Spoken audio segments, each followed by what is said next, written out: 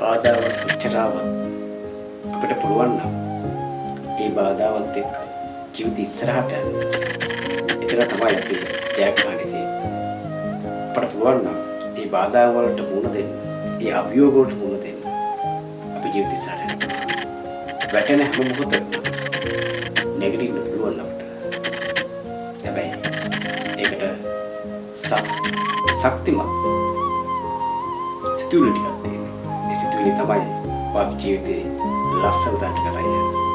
මම මේ කතාව හැමදාම කියනවා. පාඩ පුළුවන්. වාගේ ජීවිතේ දිනන්න. හැබැයි වෙනස් විදිහට හිතන්න.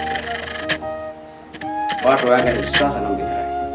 පාට වාගේ විශ්වාස නම් වාගේ ජීවිතේ පාන නොහිතව තැනකට ඔයා බලයි යයි. ඒ අරයන් තමයි වාගේ ජීවිතේ ලස්සනම දවසක් බඩපත් වේ. ලස්සන අනාගතයක් බඩපත් වේ.